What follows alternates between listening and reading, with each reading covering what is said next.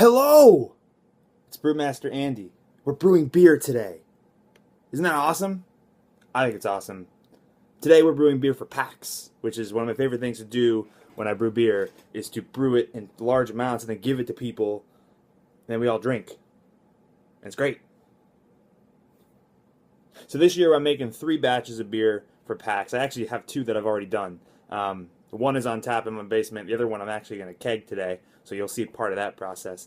And the last one is the one that doesn't require as much time to make, so I'm going to brew it today. This brew that we're doing today is a Hefeweizen. They're meant to be kind of young as they are served, so I brew it as close to when I want it to drink it as possible. In this case, we're about 2, maybe 3 weeks out from PAX. It's a little on the later end. I could actually probably stretch it to next week if I wanted to, but I'm doing it now because if anything goes wrong with the brew day, I can redo it next week and be good to go. So that's the idea. I'm going to show you the whole thing. You're going to see all my gear. You can see all the dumb stuff I have to go through on a typical brew day. I'll continue to yell at you into the video like this. I'm going to use crazy hand gestures. I just actually like watching my hands move on the screen right now. It's kind of fun. But what I'm going to do, I'm going to drink this coffee while I prep my recipe. And then we're going to go and do some stuff outside and brew some beer. Okay. Come along with me on this glorious journey for alcohol to drink because it's delicious. I'm going to press the stop button now. So right now we're heating up a whole bunch of water. It's a little over 11 gallons right now. You can see that I have 3 vessels here, right? So this one right here, that's my hot liquor tank. It's where I bring all the water to a boil. It's where I heat up water that I'm going to be working with. The one in the middle, that one is really just a holding tank. I use it for cleaning water and stuff like that. So I use it as a nifty thermometer stand. As you can see, we're at about 127 degrees right now. Trying to get to 175. So that's our current process. Over here, we have a cooler. This one right here. It's actually a mash tun, which is I'll show you inside here. Basically like a big filter. All the grain goes in there and creates a starch conversion process that allows us to have beer. So everything you see fitted with these ball valves, quick disconnects here. Those quick disconnects are going to come in handy because I use this pump right here. And what the pump does is the pump moves liquid from one place to the other without me having to lift it up and throw my back out because I'm old. So if you look right now, what I'm doing to more evenly heat everything is I'm recirculating the water. When you're working with large volumes like this, it's a lot of work to make sure the temperature's even. So what I do is all the water that's in here comes out here, goes down into my pump, and then out my pump, and right back up into the top. So as you can see, it's keeping a little bit more even. So that way my temperature measurements, up to 132, are actually accurate, which is a good thing. So I'm going to show you the inside here, just so you can see kind of how the pump's working, if I can get my lid off here. Okay, now my lid's stuck. There we go. So you can see it's just coming out the end here, and you can see that's a lot of water. The foam that you see is from sanitizer that I was using before. It's not like it's bad stuff, it's just, if anything, it's really good. So I'm going to let this go for a little bit longer, and when it comes time to add the grain, I will show you that part as well. So our grain is in here. I poured it all in. Couldn't do it while holding the camera, so you didn't get to see anything. Stirred it up a bit. You can see there's some grain in there. What's going to happen now is the starch in the grain is going to convert to sugar. I got my temperature in there. We're at about 150 degrees, which is where we're going to try to hold for an hour. So I'm going to throw the lid on this thing and cover it with a sleeping bag to help insulate. And in an hour, the starch is going to convert to sugar, which we can then use to make beer.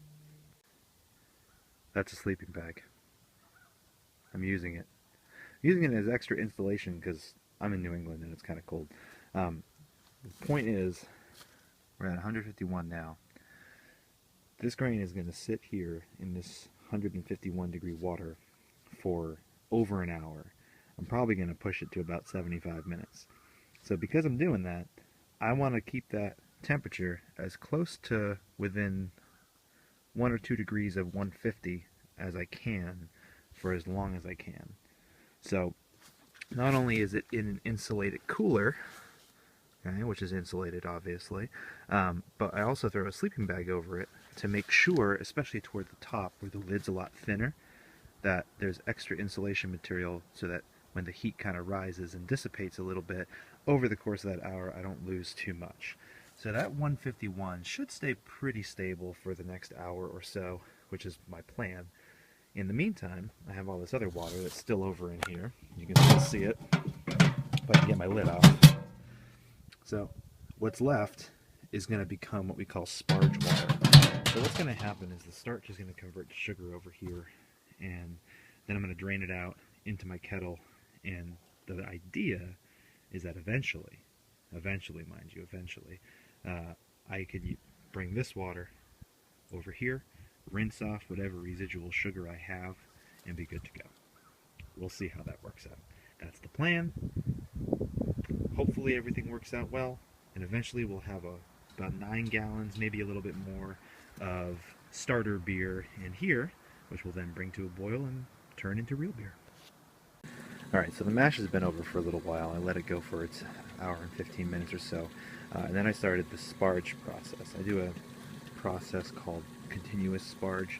So basically what that means is that the water that was left over here, rather than draining the liquid here, holding it in a bucket, and then putting the clean water in here to sit again to drain, because it's all going to end up back here in the kettle for the boil anyway.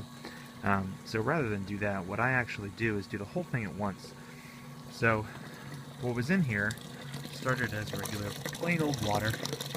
What I've been doing, I have one hose that goes from the kettle and is fed by gravity down here into the top of the cooler. Now the bottom of the cooler, this one right here, this valve is hooked up to my pump, and it's getting pumped right back up into the kettle. So it's a continuous flow of what used to be regular water into the top of the grain bed, and then it's extracting sugar from the water. It's going back up and into the kettle. So what that basically means is that this right here is beer, or the start of beer, and this right here is the start of beer. It's been going for about half an hour now, maybe close to 45 minutes, which is about what I want. And what that means is that these two volumes here, although the volumes are not equal, they have the same sugar content, which is what I want. So I've been taking measurements as I go. I can't do that while also filming a video, so it's kind of hard to do. So basically what it ends up being is that my measurements are equal between these two vessels. That's a good thing. So what I'm going to do now is I'm going to slowly shut this valve. Actually, slowly, I don't need to do it slowly. But I am going to shut it off. And then I'm going to lower the speed on this output here so that I just get... there's a trickle there. I want a little bit more than that. So we're going to do that. So what I'm going to do now is I'm going to fill... Sorry for my shoddy camera work. I'm trying to do 2 things at once here. I'm basically filling this vessel until about 9 gallons, which, if you can see, that ridge right there. That's about 9 gallons. So I'm going to fill to that, because that'll be my adjustment for boil off over the next hour as I make this beer. And slowly this thing right here is going to drain. You can see there's no more water going into it. The volumes that are in here are going to drain out back into the kettle. And then once I have as much as I need and have collected everything, I'm going to start the boil. Alright, so we're back. We're boiling. You can see a nice rolling boil there. I had to let it clear out a bit. You see that foam there? It likes to build up very quickly and has a chance of boiling over if we're not careful. So these right here, these are hops. These are Centennial hops. It's a citrusy kind of flavor from them. It's about ½ ounce. I got it pretty close to it. My scale's not super accurate, but I got it close to ½ ounce. That's going to go in here. This is the only addition of hops for this kind of beer because it's not a hop-centric beer. It's a yeast-forward beer, so you want to taste the yeast, so you don't use a lot of hops. And I'm going to throw those in there. And you can see they're pellets, so they're going to dissolve once they hit the water. Or I guess it's not water at this point. It's called wort, which is unfermented beer. I'm going to stir it up a little bit just to make sure that the hop particles get mixed in. It's not the most exciting thing to watch, I'm sure, but beer does like to foam up quite a bit once you throw hops in, so the more I stir, the less likely I am to have this foam up a ton and boil over and then, you know, doused by propane burner, and then bad things happen and lose beer, and can't lose beer. So we're going to check this out real quick, make sure it's settling in, and it looks like it is. So now that it's kind of settled into this nice solid boil, I'll let it go for about an hour, maybe a little more. We'll see what my boil off rate looks like. I don't want to boil off too much because then the beer's going to be too strong. So we're going to leave this here, and I will check in with you guys in a little bit. And you know what I think we're going to do? We're going to go have a beer. And here we are. We're going to have a beer because beer is delicious and is an awesome thing to have. You can see behind me, besides that ugly couch, which, by the way, is getting thrown out, which is why it looks so gross. So, other than the ugly couch that's in this room, this is my beer room. You can see I have my kegerator right here. And what we're going to be doing is pouring ourselves a beer. You'll see one of those beers is named after one of our buddies. And in fact, that's the beer that we're going to be having right now. This is one of the beers that I'm bringing this year to PAX. I made a beer for Patrick. He knows about it, but he doesn't know what it's called, and you guys won't find out until PAX anyway. So our friend Fobwashed created a label for me, helped me out with that beer, so we're going to be doing that one for the panel, as well as 2 more. So I'm going to pour myself a nice glass of that, because it's pretty good. So, got my glass. I don't know how I'm going to be able to do this. You're going to just stare at me as I pour this, because if I don't actually watch what I'm doing, I'm going to spill it everywhere. So we're pouring a beer, I'll see if I can get you a little view there. There we go. So there's our Patrick beer. Let that go for a second. And perfect. So there's our IPA. This is a American IPA. I used Simcoe hops. Excuse me, I'm adjusting my camera. Simcoe hops for this one, as well as Nugget and Willamette, which are some of my favorite ones. They're West Coast hops. Simcoe's got a really nice, like, piney kind of flavor. So nice bitterness, nice golden color, a golden orange kind of thing. That has to do with the malts that I used. But this is the beer. This is one of them that I'm bringing to PAX. So I'm going to take a sip of that, and then I'm going to go relax while that beer boils, because it's hands off from here. Once that beer is done boiling, what I am going to do is I'm going to cool it down, because I have to cool it down below 80 degrees, otherwise the yeast is going to die as soon as I put it in there, and then I won't have beer, because in order to have the alcohol, you have to have the yeast eat the sugar and poop out the CO2. So they poop out alcohol. It's great.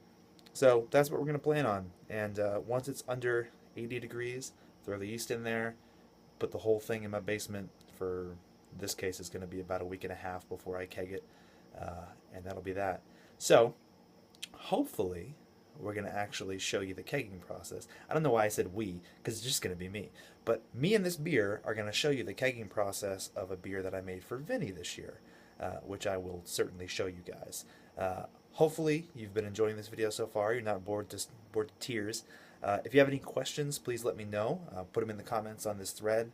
I would love to hear what you guys have to say, and hopefully I'll see you guys at PAX with quite a few of these. Bye-bye.